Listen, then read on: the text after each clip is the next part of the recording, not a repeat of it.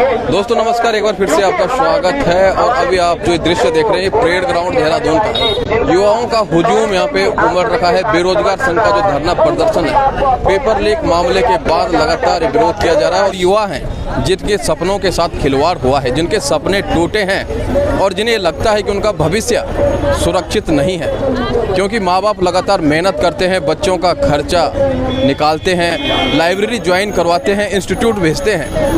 और कहीं ना कहीं युवाओं की उम्र भी बढ़ रही है। एक दिन वो भी आएगा जब उनकी उम्र आवेदन करने के लायक नहीं होगी, वो ओवर एज हो जाएंगे। तो प्रमोद काला जी हमारे साथ यहाँ पे हैं, लगातार संघर्ष कर रहे हैं। तो काला जी, किस प्रकार से आप इस तमाम मुद्दे को, इस मामले को देखते हैं? पेपर लीक हो जाता है और एक बार फिर से उत्तराखंड के युवाओं में ये उबाल आ गया है।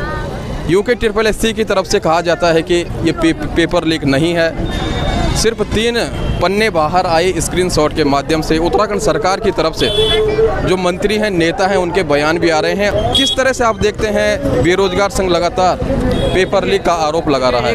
हमारे देश की एक बड़ी खूबसूरत एक लोकतांत्रिक प्रणाली है और ये पहले भी हुए घोटाले होते हैं या इस तरीके के स्कैंडल होते हैं या इस तरीके से पेपर लीक होता है, लेकिन हमने ये देखा कि सरकार उन चीज़ों को एक्सेप्ट करती है। मैं अगर अपनी बात करूं तो मैं पहली बार वो सरकार देख रहा हूं जो अपनी गलती को स्वीकार करने की जगह ऊपर से साजिश पे साजिश करने पे लगी हुई है। आज जैसे कि अभी हमारे जो अध्यक्ष हैं बॉबी पवार, उनके पास जो इनपुट आए हैं, आज आप देखिए साजिश कितनी बड़ी है। यहाँ पीछे हमारा धरना प्रदर्शन चल रहा है, बड़े डिसिप्लिन के साथ, बड़े डिसेंट तरीके से एक धरना प्रदर्शन चल रहा है। यहाँ पर जो एक घटना 2 साल पहले 2023 में, फरवरी 2023 में हुई थी, बेरोजगार संघ का आंदोलन हुआ था और पत्थरबाजी करी गई थी। आज सब फिर से वही साजिश करने की यहाँ पे तैयारी हो रही है। मैं आपको बताना चाहता हूँ कि मुख्यमंत्री धामी जी की तरफ से हरिद्वार से बसें मंगाई गई हैं, वहाँ के लोगों को बुलाया गया है। ये कोशिश करी जा रही है उनसे कि उनसे बाइट ली जाए और उनको ये बोला जाए कि जी हमारा पेपर तो बहुत अच्छे से हुआ है और हम इस पेपर को निरस्त नहीं होने देंगे।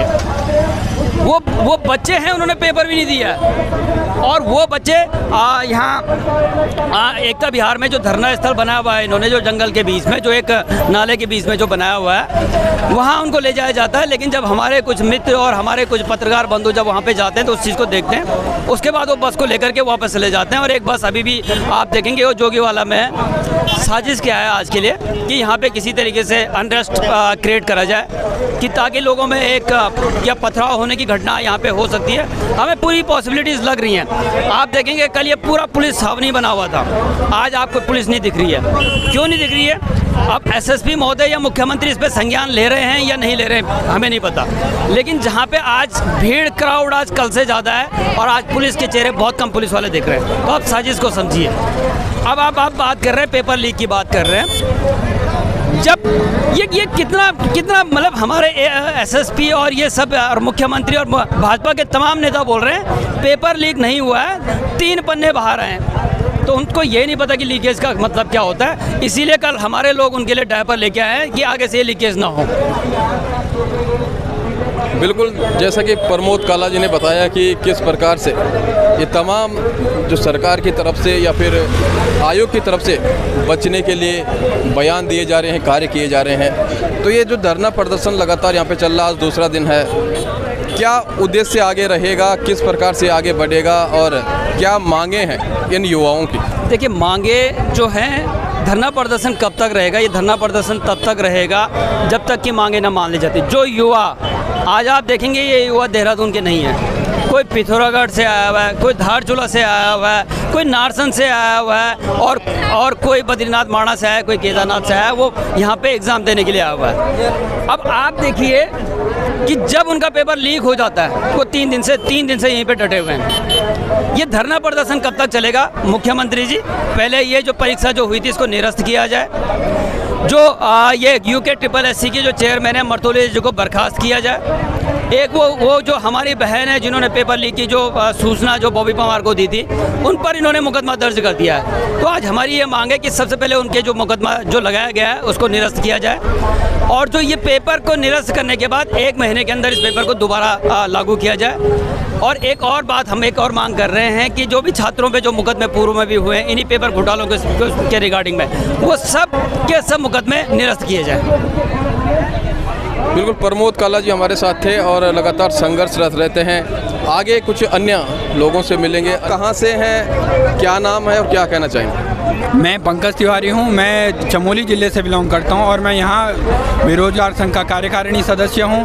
और अभी मैं देहरादून में रह के हम ये धरना करवा रहे हैं और हम यहाँ धरने में पड़ जाएंगे। हमारा 21 तारीख को पेपर होता है, मतलब इस रविवार को पेपर होता है। आज तीसरा दिन हो गया है इस पेपर को हुए। लेकिन हमारे पेपर में क्या करते हैं कि पहले सरकार बोल देती है कि हम पेपर को पीछे कराने के लिए जाते हैं, ये पेपर पीछे नहीं करवाते हैं। क्यों? हम पेपर इसलिए पीछे करवाना चाह रहे थे क्योंकि आजकल सारे ज़माने में बादल फट रहे हैं, क्लाउड बस्टिंग हो रही है। इतनी बुरी तरीके से क्लाउड बस्ट हो रहे हैं कि पहाड़ में चलने का रास्ता नहीं बचा हुआ है। पहाड़ का आदमी यहाँ से वहाँ भ्रमण कर रहा है कि कहाँ क्या होगा।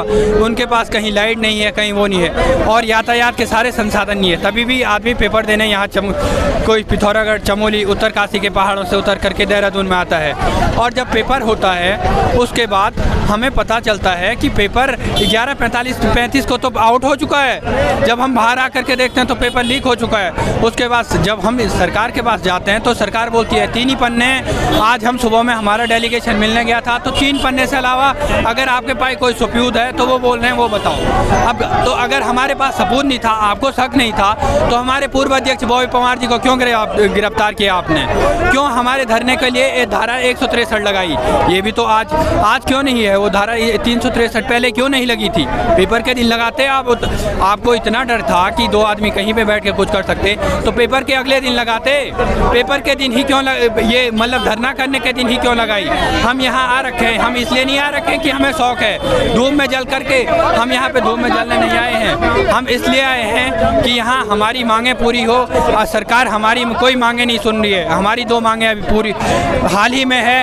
एक है हमारी पहली मांग कि हमारा ये पेपर निरस्त कराया जाए, मर्तौलिया साहब को इस्तीफा दिलवाया जाए। और हमारी तीसरी मांग है जो वर्दीधारी परीक्षा में हमने पहले डिमांड की थी कि पुलिस की सीमा को बढ़ाया जाए, लेकिन सरकार ने ऐसा न करके पुलिस की सीमा को तो बढ़ाया, लेकिन अन्य जो वर्दीधारी भर्तियाँ थी, आबकारी, परिवर्तन सिपाही, उनकी उम्र को कम कर दिया गया है। तो हमने उसको बढ़ाने के लिए बोला है। हमारी एकमात्र मांग जिस पे थोड़ा सा सरकार ने सुना है लेकिन माना अभी भी नहीं है कि वर्दीधारी भर्ती की जो है हम उम्र को जो कम की थी, हमने 25 साल 28 से कम की थी, उसको बढ़ा देंगे। इसमें हमारा बंदरोगा, परिवर्तन सिपाही, परिवर्तन इंस्पेक्टर, आबकारी सिपाही, आबकारी इंस्पेक्टर और फॉरेस्ट गार्ड आता है। लेकिन इनकी एज क्या है हमारी सरकार ने कम कर दी है। ये नियमावली बनाने वाले कैसे अधिकारी हैं जो ये नहीं सोच पा रहे हैं कि क्या किया जाए, कैसे? यहाँ उत्तराखंड में बेरोजगारी है, हम यहाँ से बिजनेस भी कर सकते हैं, लेकिन हमारे पास एक सरकारी नौकरी हमारे लिए प्रेस्टीजियस का सवाल होता है, एक सम्मान का प्रतीक होता है। इसलिए हम सरकारी नौकरी के लिए आए हैं। धन्यवाद। तो उत्तराखंड क्रांति सेना से ललित श्रीवास्तव जी हमारे साथ हैं और यहाँ पे जो धरना प्रदर्शन चल रहा है लगातार अपनी उपस्थिति यहाँ पे दे रहे हैं। तो ललित भाई जी, जानना चाहूँगा क्या कुछ आजकल हुआ और क्या कुछ इसके बारे में कहना चाहूँगा? जी, आपका धन्यवाद। जय देवभूमि उत्तराखंड सभी को। साथियों, आज सुबह से ही मतलब कल से ही हम लोग यहाँ पे डटे हुए हैं और आज भी यहाँ पर आप देख सकते हैं कि हम सभी युवा, सभी छात्र यहाँ पे डटे हुए हैं। जब तक हमारी मांगों को माना नहीं जाएगा हम यहाँ से न डिगने वाले हैं, न डरने वाले हैं, न दबने वाले हैं। हमारी जो मांगे हैं, पहली CBI जांच, दूसरी परीक्षा रद्द, तीसरी मारतोलिया जी को सस्पेंड किया जाए और चौथी जो भी हमारे छात्र हैं, जितने भी छात्र हैं, उन सभी के मुकदमे वापस लिए जाएं, उन सभी के मुकदमे हटाए जाएं। हमारे मत हटाइए, बेरोजगार संघ के मत हटाइए, बॉबी के मत हटाइए, परंतु जो छात्र अपनी तैयारियां कर रहे हैं उनके ऊपर जो मुकदमे हैं उन्हें हटाए जाएं। हमारी ये मांग है, हमारी इन मांगों को माना जाए जल्द से जल्द। उसके बाद ही हम लोग कुछ इसका निष्कर्ष निकालेंगे और उसके बाद ही यहाँ से हटेंगे। जब तक हमारी मांगों को माना नहीं जाएगा, ना हम यहाँ से हिलने वाले हैं, ना हम यहाँ से टूटने वाले हैं। आप देख सकते हैं यहाँ पर कारवां बढ़ता ही जा रहा है। सभी अपनी मांगों को लेकर यहाँ पर एकत्रित हो रहे हैं। तो कहीं ना कहीं छलने का प्रयास जो सरकार द्वारा करा जा रहा है, कहीं ना कहीं ये जो शासन प्रशासन की गलतियां उसे छुपाने का जो कार्य किया जा रहा है, जो आयोग के अध्यक्ष हैं मारतोलिया जी, उनकी जो गलतियां हैं वो उसे छुपाने का प्रयास कर रहे हैं। तो कहीं ना कहीं हमारे युवाओं को छलने का कार्य इन लोगों के द्वारा करा जा रहा है, परंतु ये हम होने नहीं देंगे। जब तक हम हैं तब तक हम इनके साथ तन मन धन से लगे हुए हैं, और चाहे हमें मरना क्यों ना पड़े, हम इन लोगों के लिए अंतिम क्षण तक लड़ाई लड़ेंगे। इन छात्रों को हम अकेला नहीं छोड़ेंगे। बिल्कुल, ललित श्रीवास्तव जी ने अपने विचार रखे और आगे भी अन्य लोगों से हम उनके विचार जानना चाहेंगे। ये भी कहना चाहता हूँ, आपके माध्यम से मैं कहना चाहता हूँ, पूरे प्रदेश के जो लोग हैं, पूरे उत्तराखंड के, चाहे वो नारसन से लेकर माना तक, किसी भी जात किसी भी धर्म के हो, कोई मैदानवाद नहीं, कोई पहाड़ प्लेनवाद नहीं, आप सब यहाँ पर आए, क्योंकि ये किसी अकेले का मुद्दा नहीं है, ये हम सबका मुद्दा है। ये मुद्दा जो है ये हम सबके लिए है, हमारे भविष्य में हमारे जो बच्चे होंगे उनके लिए है। तो हम सबको यहाँ पे आना पड़ेगा, सबको एकत्रित होना पड़ेगा। ये हमारे अकेले की लड़ाई नहीं है, आप सबका साथ आशीर्वाद जरूरी है। तो सभी लोग यहाँ पर आए और सहयोग करें। जय उत्तराखंड। काफ़ी सारी युवा हैं यहाँ पे, देख सकते हैं आप कहाँ से हैं, क्या नाम है, सबसे पहले बताइएगा। मैं उत्तरकाशी यमुनोत्री विधानसभा से ग्राम सेवा कुतनोर से प्रवीण किशोर नौटियाल हूँ, जो कि यहाँ पे पढ़ाई करता है और वनडे एग्जाम की तैयारी करता है और 1-2 साल से कर ही रहा है। परसों का जो हमारा पेपर था वो आप किस पद के लिए आपने फॉर्म भरा था? हमारा जो परसों का पेपर था वो राजस्व था और स्नातक स्तरीय परीक्षा था। BDO BPDO पटवारी वगैरह पद थे उसमें। किस रूप में आप देखते हैं कि लगातार मेहनत आप कर रहे हैं, देहरादून में रह रहे हैं और तैयारी कर रहे थे, इसके बाद जो पेपर लीक का ये मामला सामने आया है, हालांकि अभी जांच का विषय है और सरकार अपनी तरफ से अपनी बातें रख रही हैं, सरकार में जो मंत्री हैं, जो नेता हैं, वो अपनी बातें रख रहे हैं, आयोग अपनी बात रख रहा है, UKSSC और बेरोजगार संघ का ये आरोप है कि पेपर लीक हो, और आयोग ने भी ये स्वीकार किया है कि 3 पन्ने स्क्रीनशॉट के माध्यम से बाहर आए। किस रूप में देखते हैं? बिल्कुल बिल्कुल, ये मैं आपको बताना चाहता हूँ कि ये आज ही नहीं हुआ है, ये फर्स्ट बार या उत्तराखंड में फर्स्ट बार पेपर लीक नहीं हुआ है। ये आज उत्तराखंड 25 साल का पूरा होने जा रहा है, 25 साल का पूरा हो गया है, परंतु जब से उत्तराखंड बना है ये पटवारी ये पेपर लीक का सिलसिला तब से चल रहा है। और जो परसों पेपर लीक हुआ है और सरकार का कहना है कि पेपर लीक नहीं हुआ, सिर्फ 3 पन्ने बाहर आए हैं। तो मैं सरकार से भी और आयोग के अध्यक्ष मार्तोले जी से भी जानना चाहता हूं कि जब पेपर की गोपनीयता, शुचिता सब खत्म हो जाती है तो आप किसको मतलब पेपर लीक करते हो? अगर मतलब उसमें अगर तुम्हारे 3 पृष्ठ बाहर निकल गए, तुम्हारे 20 क्वेश्चन भी बाहर निकल गए तो पेपर लीक होता है। मुझे आप पेपर लीक की परिभाषा बता दें। देख सकते हैं कि किस प्रकार का ये आक्रोश है, ये उबाल है, और कहीं ना कहीं अपने सपनों को, अपना जो भविष्य है ये उसकी चिंता है, और उसी चिंता के चलते ये युवा चिंतित हैं। आप देख सकते हैं कि यहाँ पे कुछ छात्राएं भी हैं, निश्चित रूप से ये भी परेशान है। कहाँ से है, क्या नाम है आपका? रश्मि।